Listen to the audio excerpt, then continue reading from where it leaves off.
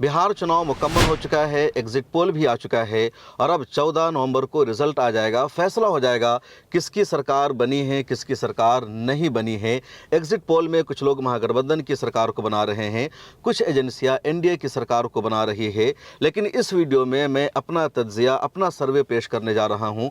मिल्लत times का exit poll क्या है वो मैं आपको बताऊँगा कि किसकी सरकार बन सकती है और किसकी नहीं बन सकती है। ग्राउंड रियलिटी क्या है और मैंने कंटिन्यू बिहार इलेक्शन को कवर किया है। मैं सीमांचल के इलाके में कंटिन्यू गया, मिथिलांचल के इलाके में रहा, उसके अलावा पटना के आसपास का जितना इलाका है उधर भी रहा। कुछ इलाकों में अगर मैं नहीं जा सका तो हमारी टीम वहां पर मौजूद थी और तकरीबन 2025 के बिहार इलेक्शन को हमने पूरे बिहार में रहकर एक तरह से कवर किया है। और ये तीसरा बिहार असेंबली का इलेक्शन है जिसको मैंने कवर किया। पहला इलेक्शन था 2015 का, उस वक्त भी मैं ग्राउंड पर मौजूद था। भले ही यूट्यूब पर उन दिनों में एक्टिव नहीं था, वीडियोज़ नहीं बना रहा था, लेकिन प्रिंट में मैं ज़रूर खबरें लिख रहा था और हमारी स्टोरी भी छप रही थी। उसके बाद 2020 के विधानसभा इलेक्शन में भी मैं बिहार में मौजूद था और ये तीसरा 2025 का विधानसभा इलेक्शन है। और बिहार का हर चुनाव बहुत ज़्यादा अहम होता है, बिहार का हर इलेक्शन बहुत इम्पोर्टेंट होता है और बिहार से ही दिल्ली का रास्ता तय होता है। इसलिए बिहार के चुनाव को हमेशा सीरियस लिया जाता है, हमेशा इम्पोर्टेंस दिया जाता है। 2 फेज़ का चुनाव पूरा हो चुका। पहले फेज़ में 121 सीटों के लिए वोटिंग हुई, दूसरे फेज़ में यानी 11 नवंबर को 122 सीटों के लिए वोटिंग हुई और दोनों फेजेज़ में जो वोटिंग परसेंटेज है पहले के मुकाबले में ज़्यादा रहा। और तारीख़ यह है कि जब भी वोटिंग परसेंटेज बिहार में बढ़ा है तो आरजेडी की सरकार बनी है और एनडीए को हार का सामना करना पड़ा है। मैं बिहार में जहाँ जहाँ गया वहाँ मुसलमान तो आरजेडी को वोट करने वाले मिले ही, लेकिन जो नन मुस्लिम हैं, जो दूसरे समाज के लोग हैं, उनमें भी ज़्यादातर मोदी से नाराज़ नज़र आए, नीतीश कुमार से नाराज़ नज़र आए, बीजेपी से नाराज़ नज़र आए लोग। और इन लोगों का साफ कहना था कि इस मरतबा हमें सरकार बदलने के लिए वोट करना है। अब तक हमने नीतीश कुमार को वोट किया, नीतीश कुमार ने अपने दौर में अच्छा काम किया। पिछले 5 सालों में नीतीश कुमार ने बिहार में कुछ अलग से किया भी नहीं और 20 साल एक पार्टी को, एक शख्स को हमने दे दिया। अब वक्त है बदलाव का, हमें बदलना होगा। बहुत सारे इलाकों में लोगों ने कहा कि राजस्थान मॉडल सबसे अच्छा है, राजस्थान के लोग बड़े अच्छे होते हैं, हर 5 साल पर वो सरकार बदल देते हैं। लेकिन हमारे यहाँ हर 5 साल पर सरकार बदलने का कोई मिजाज नहीं है। लेकिन इस मरतबा हम लोग सरकार बदलने जा रहे हैं। सबसे पहले मैं आपको आंकड़ा बताता हूँ कि मिल्लत टाइम्स का एग्जिट पोल क्या है। मिल्लत टाइम्स के मुताबिक किसकी कितनी सीटें निकल सकती है। सीमांचल के बारे में भी मैं बताऊँगा कि वहाँ ऑल इंडिया मजलिस इत्तेहादुल मुस्लिमीन की कितनी सीटें निकल रही है। हमारे अपने सर्वे के मुताबिक जनसुराज की कितनी सीटें निकलेगी और इस मरतबा कितने मुसलमान एमएलए बनने वाले हैं। 2020 से उनकी तादाद बढ़ेगी या कम होगी। 2020 में 19 मुसलमान एमएलए बने थे। जो मेरा अपना जायज़ा है, जो मैं ग्राउंड पर गया हूँ और जो मैंने देखा, तो मुझे लग रहा है कि इस मरतबा महागठबंधन की यानी आरजेडी कांग्रेस की सरकार बनने वाली है और नीतीश कुमार दोबारा चीफ मिनिस्टर नहीं बन पाएंगे, न ही एनडीए की सरकार बनने वाली है। बिहार में सरकार बनाने के लिए चाहिए 122 सीटों पर जीत और हमारा अंदाज़ा यह है, मिल्लत टाइम्स का एग्जिट पोल यह है कि आरजेडी कांग्रेस अलायंस को 125 से 145 सीटों पर जीत आसानी से मिल सकती है। उसके बाद एनडीए अलायंस को यानी बीजेपी और जेडीयू को 70 से 90 सीटों पर ही जीत मिलेगी। 35 सीटें पिछले मरतबा के मुकाबले में बीजेपी अलायंस की कम होने वाली है। उसके बाद ऑल इंडिया मजलिस इत्तेहादुल मुस्लिमीन तीसरी बड़ी ताकत है या कह लीजिए तीसरा बड़ा अलायंस है बिहार में, एनडीए और एनडीए अलायंस के बाद। और एआईएमआईएम को बिहार में 4 से 6 सीटों पर जीत मिलने का इम्कान है, यानी 2 सीटें बढ़ भी सकती है एमआईएम की, यानी 1 सीट बढ़ेगी या हो सकता है 2 सीट घट भी जाए। उसके बाद जन स्वराज को भी 2 से 3 सीटों पर जीत मिल सकती है। कुछ सीटों पर कुछ इंडिपेंडेंट उम्मीदवार या कुछ दूसरी पार्टियों के उम्मीदवार भी जीत सकते हैं। तो ये ओवरऑल एक एग्जिट पोल है कि आरजेडी कांग्रेस को 125 से 145 सीटों पर जीत मिलेगी और 45 सीटें आरजेडी की बढ़ सकती है।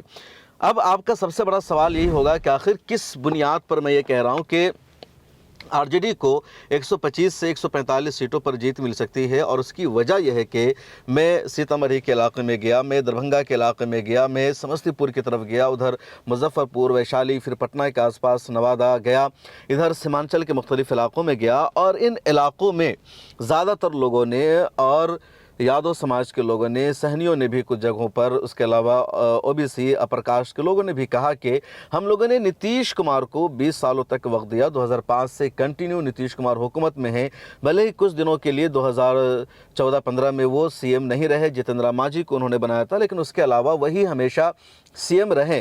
लोगों ने नीतीश कुमार की तारीफ भी की कि नीतीश कुमार ने अच्छा काम किया है। नीतीश कुमार पर हम करप्शन का इल्ज़ाम नहीं लगा सकते, नीतीश कुमार को हम गलत नहीं कह सकते हैं, लेकिन नीतीश कुमार अब ज़ईफ़ हो चुके हैं, उनकी सेहत उनका साथ नहीं दे रही है, उनकी पार्टी में उनका जोर नहीं चल रहा है। नीतीश कुमार की पार्टी के फैसले लल्लन सिंह, संजय झा और दूसरे एमपीज कर रहे हैं, और अब नीतीश कुमार अगर चीफ मिनिस्टर बन भी जाते हैं तो वो फैसला नहीं कर पाएंगे, बीजेपी सरकार चलाएगी, इसलिए अब बदलना चाहिए। यादव समाज के लोगों ने भी इस मर्तबा वोट किया है और उन लोगों ने इस मर्तबा अपने कैंडिडेट को नहीं देखा, बल्कि सीधे सीधे तेजस्वी यादव को देखा।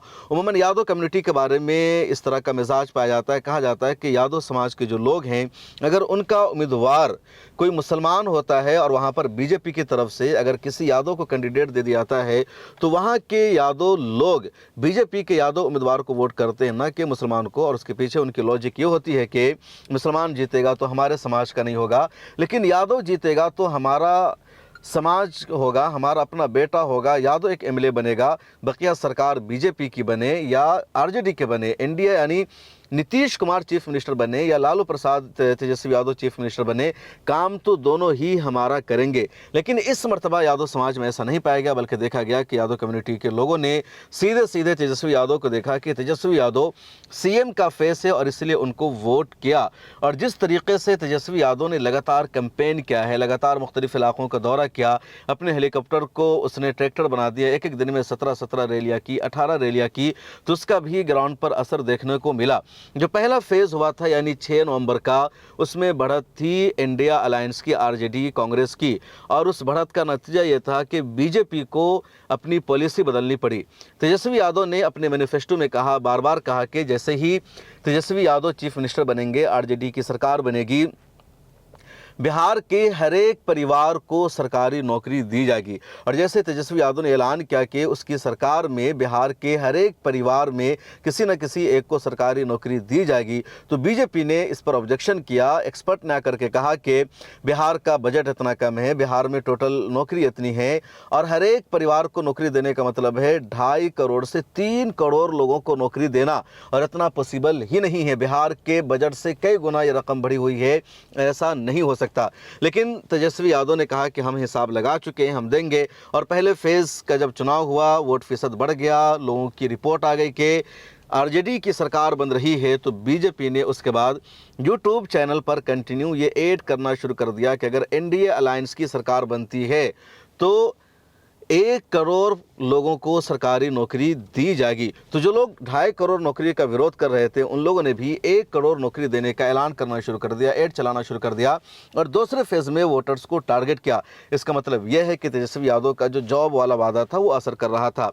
इधर नीतीश कुमार या बीजेपी ने एक प्लानिंग ये की थी कि चुनाव से ठीक पहले महिलाओं के खाते में 10-10 हज़ार रुपया भेजना शुरू कर दिया। और दरअसल ये स्कीम भी तेजस्वी यादव की थी। उसके बाद तेजस्वी यादव ने फेसबुक लाइव आकर के एक दिन कहा कि जैसे ही उनकी सरकार बनेगी, 14 जनवरी को मकर संक्रांति के दिन तमाम महिलाओं के अकाउंट में 30-30 हज़ार रुपये भेजा जाएगा।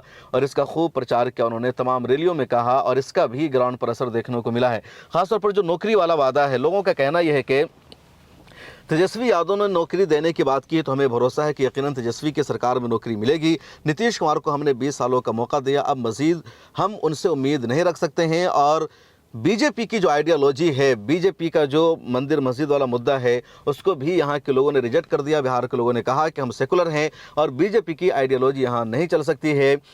योगी आदित्यनाथ ने या हेमंत बिस्वा शर्मा ने, बीजेपी के कई नेताओं ने बड़ी बड़ी रैलियां की। उनकी रैलियों में भीड़ नहीं थी, बल्कि उनकी रैलियों से ज़्यादा भीड़ तेजस्वी की रैलियों में थी, दूसरे नेताओं की रैलियों में थी। तो इससे भी एक साफ मैसेज आ रहा है कि बीजेपी का जो वोट परसेंटेज है कम हो रहा है। खासतौर पर नीतीश कुमार के नाम पर जो 15-20% वोट बीजेपी के साथ जाता था, अब जैसे ही आरजेडी ने, तेजस्वी यादव ने ये बाज़ाब्ता लोगों को समझाना और बताना शुरू कर दिया कि इस मर्तबा एनडीए या बीजेपी नीतीश कुमार को चीफ मिनिस्टर नहीं बनाएगी।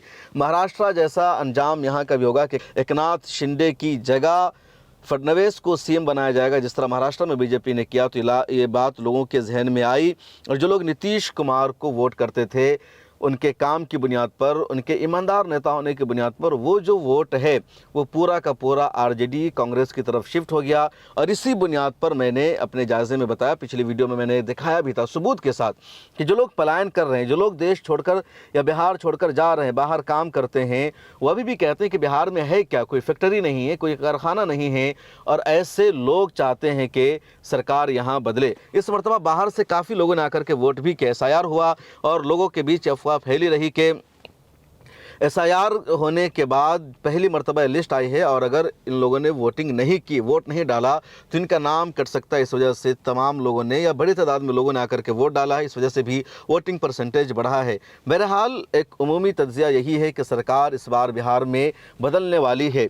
उधर JDU और BJP में यकीनी तौर पर JDU की सीटें कम होगी, BJP की सीटें ज़्यादा बढ़ेगी। पिछली मरतबा भी JDU का अच्छा खासा नुकसान हुआ था और इस मरतबा भी BJP ज़्यादा लूज़ करने वाली नहीं है। लेकिन कोई भी ऐसी एक पार्टी नहीं है जो सिंगल लार्जेस्ट पार्टी हो और अकेले दम पर सरकार बना सके। कांग्रेस भी आरजेडी के साथ अलायंस करके ही सरकार बना पाएगी। अब आइए मैं आपको बताता हूं सीमांचल के बारे में। ऑल इंडिया मजलिस इत्तेहादुल मुस्लिमीन ने पूरे बिहार में तकरीबन 27 सीटों पर अपने उम्मीदवार को उतारा था। पहली लिस्ट में 16 उम्मीदवारों का ऐलान किया था, उसके बाद दूसरी लिस्ट में कुछ उम्मीदवारों का ऐलान था।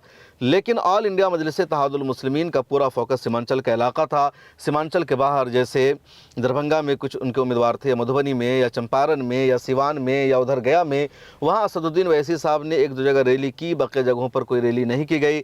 वहाँ AIMIM के लीडर्स भी नहीं पहुँचे थे और एक साफ मैसेज था कि इन जगहों पर उम्मीदवार को छोड़ दिया गया है उनके अपने रहमो करम पर। ओवैसी साहब का AIMIM का पूरा फोकस था सीमांचल का इलाका और ख़ासतौर पर सीमांचल की 6-7 सीटें, जिसमें पहली सीट है अमौर, दूसरी सीट है कोचाधामन, तीसरी सीट है बहादुरगंज, चौथी सीट है जोकीहाट, 5वीं सीट थी बैसी और 6वीं सीट थी बलरामपुर जहां से आदिल हसन आज़ाद। उसके अलावा ठाकुरगंज पर भी इनकी मेहनत थी, किशनगंज पर भी इनकी मेहनत थी। तो इन तमाम सीटों पर असदुद्दीन ओवैसी साहब ने लगातार रैलियाँ की, फोकस किया और इन तमाम सीटों को जीतने का बाज़ाब्ता ऐलान भी कर रखा है MIM ने। लेकिन ग्राउंड रियलिटी क्या है, अगर मेरा जायज़ा आप जानेंगे या मैं कहूं कि इन सीटों में से MIM को कितनी सीटों पर जीत मिल सकती है, तो मेरा अंदाज़ा यह है कि 4 से 6 सीटें मजलिस इत्तेहादुल मुस्लिमीन को मिल सकती है, इससे ज़्यादा नहीं। अमौर की सीट मिल सकती है, उसके अलावा कोचाधामन की जो सीट है वो भी MIM को आसानी से मिल जाएगी। उसके बाद बहादुरगंज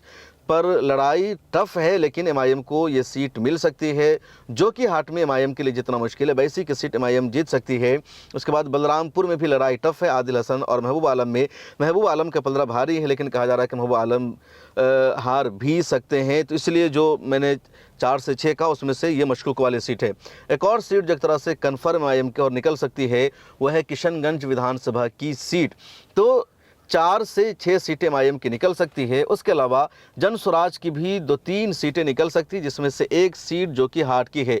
जोकीहाट में सरफराज आलम उम्मीदवार है जनसुराज से और सरफराज आलम अगर आज़ाद उम्मीदवार के तौर पर चुनाव लड़ते उनको ज़्यादा वोट मिलता। बहरहाल सरफराज आलम को जनसुराज से उम्मीदवार होने के बावजूद भी काफ़ी वोट मिल रहा है, लोग उनको सपोर्ट कर रहे हैं और अंदाज़ा यह है कि सरफराज आलम इस चुनाव को जीत जाएंगे। उनके मुकाबले में उनके छोटे भाई शहनवाज आलम वहाँ के सिटिंग MLA हैं, उम्मीदवार हैं RJD से, लेकिन उनको लोगों का वोट नहीं मिल रहा है। वहाँ MIM ने भी मुर्शिद आलम को उम्मीदवार बना रखा है और मुर्शिद आलम भी मजबूत दावेदार हैं, वो भी चुनाव लड़ रहे हैं, लेकिन मुर्शिद आलम चुनाव जीत पाएंगे कहना मुश्किल है। अगर बहुत ज़्यादा वोट दोनों में डिवाइड हो गया और लोगों ने यह भी मन बना लिया कि दोनों भाइयों को छोड़कर किसी और को लीडर बनाते हैं, तो फिर मुर्शिद आलम के जो MIM के उम्मीदवार हैं उनके जीतने का जोकीहाट से इम्कान है। तो बिहार इलेक्शन को लेकर मेरा अपना ये तज्जिया है, मेरा जायज़ा है, जो कुछ मैंने ग्राउंड पर देखा वो मैंने आपको बताया कि किसकी सरकार बन रही है और किसकी सरकार नहीं बन रही है। उसामा शहाब भी जीत जाएंगे और पिछली मरतबा सिर्फ 19 मुसलमान MLA बने थे, जिनमें से 5 को AIMIM के टिकट पर जीत मिली थी। इस मरतबा सेकुलर पार्टियों ने ज़्यादा मुसलमानों को टिकट नहीं दिया भी तो उन्हीं जगहों पर जहां पर MIM के और दूसरी पार्टियों के मुसलमान उम्मीदवार थे। लेकिन इसके बावजूद मेरा अंदाज़ा है कि तकरीबन 21 मुसलमान MLA बन जाएंगे, 21 से 22 मुसलमानों को जीत मिलेगी इंशाअल्लाह ताला। बक़िया इंतज़ार करते हैं 14 नवंबर को मिल्लत टाइम्स पर हम लाइव दिखाएंगे, हर एक सीट का तज्जिया पेश करेंगे, कहां से किसकी जीत हो रही है। फ़िलहाल दीजिए इजाज़त और देखते रहिए मिल्लत टाइम्स।